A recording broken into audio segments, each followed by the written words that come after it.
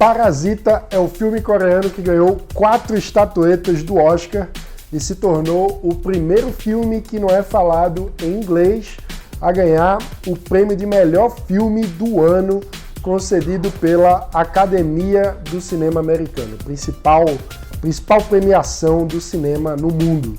Parasita também foi a metáfora usada pelo ministro da Economia, Paulo Guedes, para se referir ao fato de que os funcionários públicos seguem tendo estabilidade na carreira e aumento de salários, mesmo em meio à grave crise econômica e aumento do desemprego.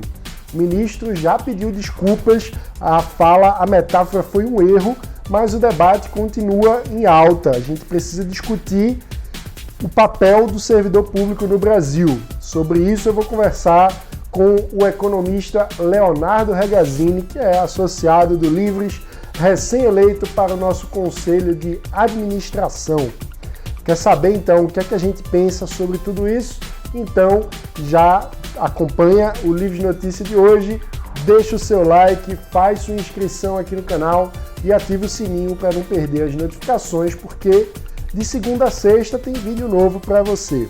O Livres Notícia traz sempre os principais destaques do dia para quem defende a liberdade por inteiro.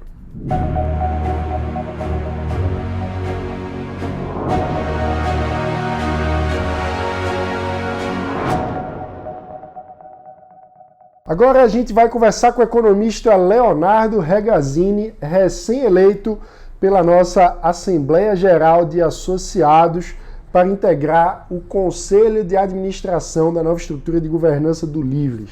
Léo, seja mais uma vez bem-vindo ao Livres Notícia e muito parabéns pela eleição ao Conselho. Poxa, mano, obrigado. É um prazer falar contigo de novo e vamos tentar contribuir para o Conselho. Acho que essa nova estrutura de governança tem tudo para fazer muito bem para o Livres, né, cara? Com certeza, estamos todos muito empolgados com esse novo momento do Livres. Mas, Léo, antes de começar para valer a conversa de hoje, eu preciso lhe fazer outra pergunta. Você gostou da decisão do Oscar? Eu não gostei não, para ser sincero, eu acho esses filmes coreanos todos meio estranhos, viu, cara? Assisti Parasita, achei meio estranho, mas dizem que a escolha do filme é a mais representativa de todas, né? Que é a única categoria em que todos os membros da academia votam. Então, fazer o quê? Se o público gostou... Pois é, mas independente da vontade do público, o fato é que o Parasita está em alta. Tá, é verdade, mano. Parasita é um termo que deve ter sido bastante buscado no Google essa semana, viu? Olha, e você como professor da UFAM, que é a Universidade Federal do Amazonas, e, portanto, funcionário público, o que é que você achou da declaração do ministro Paulo Guedes? Bom, eu acho que é uma declaração que vinda de um ministro da Economia, né, mano? Acho que ela não facilita o trabalho, o objetivo que a gente quer alcançar, né? Acho que no íntimo, no ambiente privado, a gente pode falar o que a gente pensa sobre a forma como o Estado se organiza. Acho que, especialmente dentro do meio liberal, não é novidade para ninguém a ideia de que o Estado é uma organização que não produz riquezas, que suga a riqueza produzida pela sociedade, e uma parcela significativa dessa riqueza que é tomada pelo Estado se transforma em salário de funcionários estatais, né? Que não sei por que no Brasil a gente gosta de chamar de servidores públicos, né? Como se todas as outras pessoas que estão trabalhando para servir os outros, né? O motorista de Uber, o garçom, né? Todos esses não fossem servidores, né? Mas enfim, apesar da gente ter as nossas opiniões no ambiente privado, acho que como ministro da Economia não é muito bem-vinda a frase dele, não. Tanto que ele até pediu desculpa, né? Se desculpou porque foi uma expressão que já gera uma resistência logo de cara a medidas que precisam ser tomadas em relação ao funcionalismo no Brasil, né, mano? E ainda mais no contexto atual em que a gente está debatendo a reforma administrativa, né, Léo? É verdade. Acho que se tudo correr como estão prevendo, na semana que vem o governo deve apresentar finalmente a reforma administrativa, né? Se bem que já faz várias semanas que é na semana que vem, né? Então, mas vamos acreditar que na semana que vem finalmente essa reforma aparece por aí. Desde o ano passado a gente está esperando a reforma tributária, agora parece que o governo desistiu, vai apoiar o projeto que está tramitando no Congresso, mas enfim, se tudo sair como planejado no que diz respeito à administração, estrutura administrativa, Na semana que vem a gente deve ter um projeto de reforma administrativa apresentado pelo governo. Um projeto que vai precisar do apoio da opinião pública, dos congressistas. Então, a ideia é reduzir as resistências a ela, né? Não aumentar com comentários como do emocional ministro da Fazenda, perdão, ministro da Economia, né? Nós que somos velhos, a gente não se acostuma com esses termos novos, né, mano?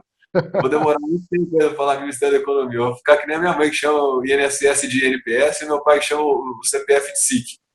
Mas, enfim, o Ministério o ministro da Economia, o cargo de ministro da Economia exige um decoro, né? E acho que nesse sentido pode atrapalhar um pouquinho essa personalidade forte que o Paulo Guedes tem.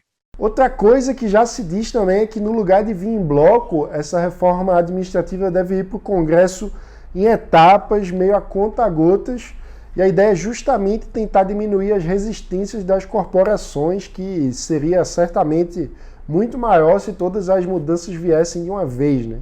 Mas eu queria puxar um outro ponto que está gerando muito debate nas redes sociais, que é sobre o número de funcionários do Estado brasileiro. E aí, Léo, a gente tem muito funça? Pois é, essa pergunta ela é mais difícil de ser respondida do que parece à primeira vista, né? E é uma pergunta que está sempre por aí, viu, mano? Se eu não me engano, no ano passado, teve um episódio do Greg News na HBO, na qual ele falou que precisávamos derrubar o mito de que o Estado brasileiro, que o Brasil tem muito funcionário público. E a verdade é que, dependendo da estatística que você usa, você consegue demonstrar as duas coisas. Então é preciso ter um pouco de cuidado na forma como a gente analisa isso. A gente tem visto muito por aí, inclusive uma dessas agências de fact-checking publicou recentemente uma matéria sobre o assunto, falando que, utilizando o argumento de que o Brasil não teria muitos funcionários públicos, porque aqui no Brasil 12,1% da população ocupada trabalha no setor público, enquanto a média dos países da OCDE é maior, se não me engano é 18%.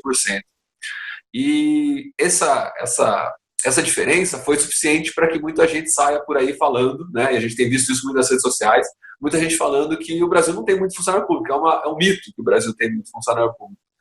Só que, mano, eu não acho que essa comparação seja uma comparação correta. Porque por que a gente está comparando o Brasil com os países mais desenvolvidos do mundo, se o Brasil não é um dos países mais desenvolvidos do mundo, né? Será que não seria uma comparação mais honesta, a comparação entre o Brasil e os países em desenvolvimento? O argumento é o seguinte, mano, o que a gente quer como país? O que a gente quer como país não é enriquecer, não é gerar mais emprego e renda para a nossa população e assim melhorar o bem-estar no longo prazo? Bom, se o que a gente quer é enriquecer, a gente não tem que olhar para os países que são os mais ricos hoje. A gente tem que olhar para os países que estão enriquecendo mais rápido hoje. Né? É a mesma coisa que falar o pobre olhar para o rico e falar, bom, o rico tem uma Lamborghini, então se eu quiser ser rico, eu também vou ter que comprar uma Lamborghini. Não, isso não vai te fazer rico, pelo contrário, isso vai te tornar ainda mais pobre. E quando a gente compara o Brasil com os países em desenvolvimento, com os países, especialmente com os países em desenvolvimento, que estão enriquecendo mais rapidamente no mundo hoje, a gente vê que a gente tem sim muito funcionário público em termos relativos. Então, acho que a primeira coisa que a gente precisa limpar nesse debate é a ideia de que é honesto fazer, é intelectualmente honesto fazer uma comparação entre a proporção da população ocupada no setor público no Brasil e nos países mais ricos do mundo, sabe, mano? Acho que é uma comparação injusta e é preciso limpar o terreno desse debate aí. Léo, o meu pai nasceu em uma cidade bem pequena, fica no interior de Pernambuco, se chama Panelas, tem cerca de 25 mil habitantes. Na minha infância e adolescência eu visitava muito a cidade, passei muitas férias lá com meus avós e, pelo menos na minha experiência pessoal, a sensação que eu tinha é que em cidades como Panelas a proporção de pessoas, a quantidade de gente que trabalha para a prefeitura, que tem uma renda diretamente dependente do setor público é bem maior do que em outras cidades em que eu morei, como Recife e São Paulo. Não sei se esses dados consolidados confirmam a minha observação anedótica, né? Mas a pergunta que eu quero fazer é a seguinte: essa proporção de funcionários públicos em relação à população como um todo, não acaba variando muito de acordo com o nível federativo e o lugar do país? Não, mas a sua impressão, ela encontra respaldos nos dados, sim, mano. Quando a gente olha quando a gente faz a clivagem a partir de tamanho de município e também de região do país, né, o número de funcionários públicos em relação à população ocupada tende a ser maior nos municípios menores em relação aos maiores e tende a ser maior nos municípios do norte e nordeste, especialmente no norte, né, em relação ao sul-sudeste. Né. Acho que é uma característica que está muito ligada ao papel que desempenham hoje as transferências, especialmente do governo federal, mas também dos estados, né, para os municípios, que permite a eles ter uma renda do setor público proporcionalmente grande em comparação com a renda total do município. Então, é comum que nas cidades pequenas, especialmente na região norte, o número de funcionários públicos em relação ao total seja muito grande. É assustador. Quando a gente vai para o interior do Amazonas, onde eu moro, né, do estado onde eu moro, a gente nota que a gente começa a conversar com as pessoas na rua e, especialmente entre as pessoas de um pouco mais de qualificação, quase todas elas são funcionários públicos. É bem curioso isso, né? Eu acho que é um ponto que ainda está pouco ausente no debate nas redes sociais. Mas mudando um pouco de assunto, além do número em si de funcionários públicos, outra questão relevante no debate é, afinal de contas, o custo que eles têm para a sociedade. Nessa relação com o resto do mundo, a gente está pagando muito ou pouco para o funcionalismo no Brasil? Se existe alguma polêmica em torno do número de funcionários públicos, não há polêmica alguma em torno do fato de que o Brasil gasta muito com seus funcionários públicos. Até mesmo quando a gente compara o Brasil com os países mais ricos do mundo, e, portanto, sendo mais ricos, tem mais condição de gastar dinheiro com servidor público, né, com funcionário público, a gente gasta muito. Pra você ter uma ideia, o Brasil gasta hoje cerca de 13,1% do seu PIB, né, com salários de funcionários públicos. Se a gente pegar, se eu não me engano, foi o Banco Mundial, fez um levantamento com 142 países. A gente está em 15º. Né? Então, o Brasil é um dos países que mais gasta as suas riquezas para pagar salário de funcionário público, sendo que nós estamos muito longe de estar entre os 15 mais ricos. Certo? Sem dúvida nenhuma, é um fator que acaba atravancando o desenvolvimento do país, porque, de fato, para a gente pagar o salário dos funcionários públicos, a gente precisa tirar essa riqueza de algum lugar. E quando a gente tira a riqueza das pessoas que produzem a riqueza, a gente está desincentivando a produção de riquezas e, portanto, desincentivando o crescimento e o desenvolvimento econômico, sabe? E de que forma a reforma administrativa pode ajudar a melhorar esses incentivos? Eu acho que, para a gente chegar nesse ponto, tem uma outra questão que é importante. Por que a gente gasta tanto com funcionário público? Então, acho que tem duas formas de responder essa pergunta. Acho que, em primeiro lugar, porque, é claro, a gente paga salários muito elevados para muitos funcionários públicos. Vamos ser honestos, não todos, especialmente nos municípios, né? E falo aqui, me sinto à vontade para falar porque sou funcionário público federal, né? Mas especialmente nos municípios, o padrão de remuneração costuma ser parecido com aquele que a gente tem na iniciativa privada. Então, o problema fundamentalmente não está muito nos municípios, o problema está mais nos estados e especialmente na União. Os servidores públicos, né, os funcionários públicos federais, tanto civis quanto militares, são aqueles que acabam custando mais caro para o contribuinte. No caso dos militares, é um pouco mais complicado comparar com a iniciativa privada, porque são funções muito, muito particulares. Mas no setor civil do governo, quando a gente compara os salários dos funcionários públicos com o salário de profissionais que desempenham funções parecidas na iniciativa privada, a gente vê um prêmio de cerca de 96%. Quer dizer, o funcionário público da União, ele recebe basicamente o dobro do que um profissional brasileiro recebe para desempenhar a mesma função na iniciativa privada. Então, acho que se a gente, fazendo esse diagnóstico de que a gente gasta muito com o servidor público, claro, porque temos muito, né, funcionários públicos, mas também porque pagamos salários muito elevados para uma grande parte deles, acho que a gente começa a encontrar o caminho da questão, que é como resolver esse problema. E como que a reforma administrativa pode resolver esse problema? Acho que, em primeiro lugar, a gente precisa pensar em novos padrões de remuneração para determinadas categorias do funcionalismo público, especialmente no âmbito federal.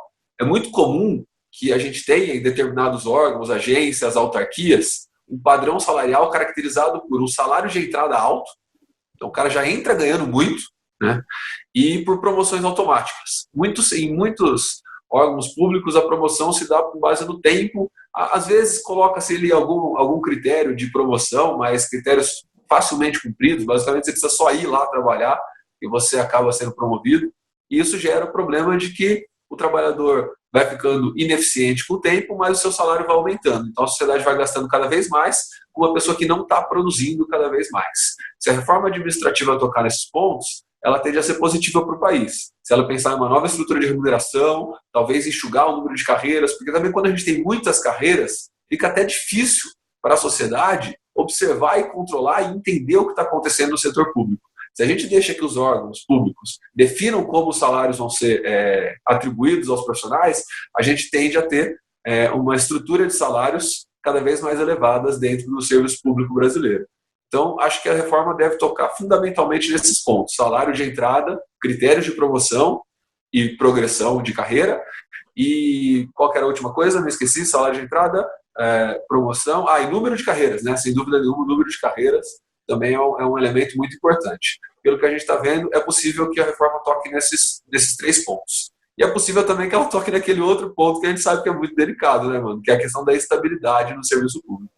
Bem, então a gente poderia resumir dizendo que o verdadeiro parasita nessa história é o sistema de incentivos ou a falta de um RH no governo? Mano, eu acredito que sim. Eu acho que o funcionalismo público, especialmente aqueles que têm um prêmio de remuneração muito elevado em comparação com a iniciativa privada, estão consumindo os recursos da sociedade, é inegável que estão, certo? Estão consumindo os recursos que são produzidos pela iniciativa privada. Mas eu prefiro culpar o sistema do que culpar o funcionário público em si, porque trocar um funcionário público por outro não vai resolver o problema. Fica falando, não, mas é imoral, vou sair do serviço público. Bom, a vaga não vai ser eliminada, né? O dinheiro não vai ser devolvido para o contribuinte. A única coisa é que a gente vai colocar no lugar dessa pessoa que tem a consciência desse problema, uma outra pessoa que provavelmente não tem a consciência desse problema, né? Cito muito exemplo sempre do professor Fábio Barbieri, lá da FEA Ribeirão, né?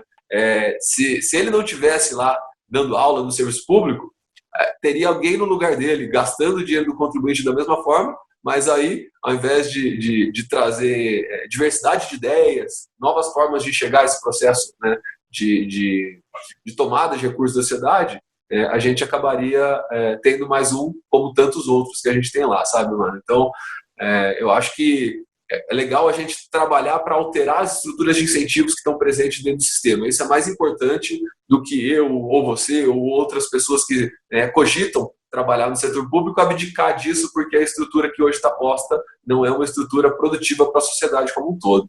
É mais ou menos assim que eu vejo isso hoje. Então é aquela velha história do mas você é liberal, mas estuda na universidade pública, né? Que bom que estuda, tem que estudar na universidade pública, está pagando para isso, tem que estudar na universidade pública. Mas seria legal que a gente pensasse em uma estrutura de incentivos diferente, até tanto para a universidade pública quanto para o funcionalismo público brasileiro.